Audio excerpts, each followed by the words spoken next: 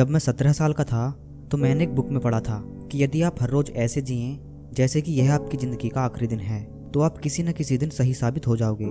यह विचार मेरे दिमाग पर छा गया और तब से मैंने हर सुबह शीशे में खुद से यह सवाल किया है कि अगर ये दिन मेरी ज़िंदगी का आखिरी दिन होता तो क्या मैं आज वो करता जो मैं करने वाला हूँ। और जब भी लगातार कई दिनों तक जवाब नहीं में होता तब मैं समझ जाता हूँ कि कुछ बदलने की ज़रूरत है, कुछ नया करने की ज़रूरत है। स्टीव जॉब्स की इस स्पीच में बहुत ही गहराई है। अगर आप इस बात को ध्यान से समझें तो यह आप में एक अलग ही ऊर्जा भर देगा।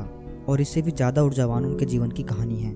यह ऐसी शख्सियत थी जिन्हें न अपने पैसे से प्यार था और न ही पैसा उनकी पहचान थी, बल्कि लीक से हटकर सोचना तथा तकनीक को नए रूप में परिभाषित करना उनके प्रबल व्यक्तित्व की विशेषताएं थीं। लेकिन स्वयं स्टीव जॉब्स के लिए उनकी ज़िंदगी कभी आसान नहीं रही। उनका प्रारंभिक जीवन काफ़ी भ्रम और उथल पुथल से भरा हुआ था। स्टीव जॉब्स का जन्म 24 फरवरी 1955 में कैलिफोर्निया के सैन फ्रांसिस्को में हुआ था। उनका वास्तविक नाम स्टीवन पॉल जॉब्स था, जो उनको गोद लेने वाले माता पिता क्लारा और पॉल जॉब्स से मिला था। दरअसल उनके वास्तविक माता पिता की आर्थिक स्थिति बहुत ही खराब थी और वे ये नहीं चाहते थे कि उनके बच्चे को भी अभावग्रस्त जिंदगी में जीना पड़े। इसलिए उन्होंने स्टीव को एक ऐसे दंपत्ति को सौंपने का फैसला किया जो उनकी अच्छी परवरिश कर अच्छी शिक्षा दे सके। उनके पिता पॉल जॉब्स एक इलेक्ट्रिकल वर्कशॉप चलाते थे, इसलिए स्टीव का ज्यादातर समय अपने पिता के साथ उनकी मदद करने में व्यतीत होता। यही वो माहौल था जिसने उन्हें चीजों को सही रूप में जोड़कर नई चीजों को बनाना सिखाया और फिर धीरे धीरे इलेक्ट्रॉनिक उनका शौक बन गया। प्राथमिक विद्यालय में 4 साल पढ़ने के बाद किसी कारणवश उनके पिता को दूसरे शहर लॉस ऑल्टो में शिफ्ट होना पड़ा और यहाँ उनका दाखिला होमस्टीड माध्यमिक विद्यालय में करा दिया गया, जहाँ उनकी मुलाकात स्टीव वॉजनैक से हुई, जो आगे चलकर एप्पल कंपनी में साझेदार भी बने। वॉजनैक का दिमाग भी काफी तेज था और उन्हें भी इलेक्ट्रॉनिक से बहुत प्यार था। शायद इसीलिए दोनों में जल्दी ही दोस्ती हो गई।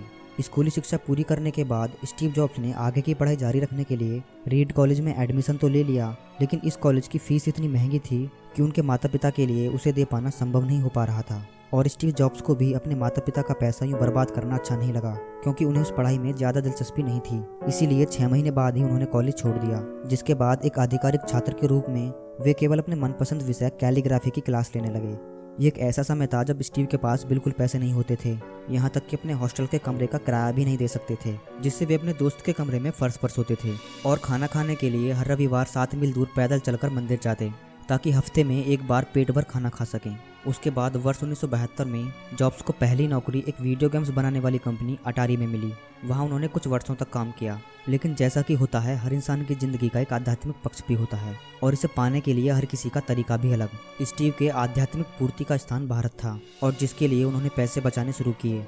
सन 1974 में वह भारत अपने दोस्त डैनियल कॉटके के साथ आए, जो बाद में जाकर एप्पल कंपनी के एम्प्लॉय भी बने। भारत में वह 7 महीने रहे और बौद्ध धर्म को पढ़ा और समझा, जिसके बाद वे वापस अमेरिका चले गए और फिर से अटारी कंपनी में काम करने लगे।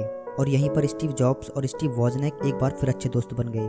दोनों ने मिलकर काम करने का सोचा और जहां दोनों की रुचि इलेक्ट्रॉनिक में थी तो कंप्यूटर बनाना उनके लिए सही फैसला था।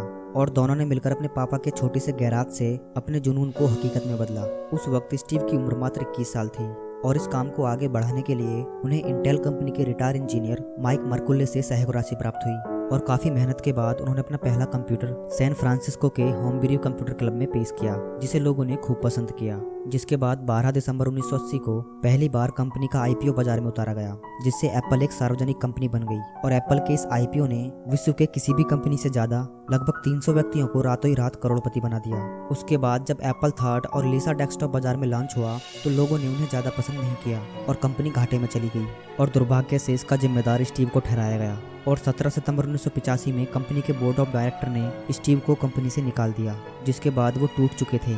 असफलता उन्हें खाए जा रही थी, लेकिन उन्होंने हिम्मत नहीं हारी और अपनी नेक्स्ट इंक नाम की कंपनी खोली। और इस कंपनी से उन्होंने इतने पैसे कमाए कि 1986 में उन्होंने $10 मिलियन से एक ग्राफिक्स कंपनी खरीदी, जिसका नाम उन्होंने पिक्सर रखा, जिसमें उन्होंने अच्छी सफलता हासिल की।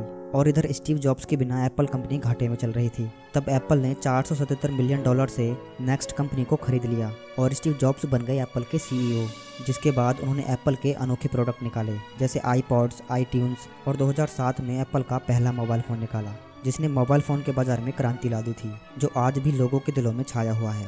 5 अक्टूबर 2011 को मात्र 56 वर्ष की आयु में कैंसर की बीमारी के चलते उनका निधन हो गया और अगले ही दिन कैलिफोर्निया के राज्यपाल द्वारा उस दिन को स्टीव जॉब्स डे के रूप में मनाने की घोषणा कर दी गई। थिंक डिफरेंट, यह स्टीव का मूल मंत्र था। कितना छोटा सा शब्द लेकिन कितनी गहराई से लदे हुए इसी शब्द के भरोसे उन्होंने उद्योग जगत को बदला। उनका हमेशा से यह मानना था कि जीवन में यदि हमें सफल होना है तो किसी का भी इंतजार किए बिना अकेले चलना सीखना होगा। संपूर्ण ईवी सैल्यूट करता है हर उन सामाजिक उद्यमियों को जिनका उद्देश्य सिर्फ अपने लिए व्यापार करना नहीं, बल्कि अपने व्यापार की मदद से पूरे समाज में सामाजिक बदलाव लाना है। जय हिंद।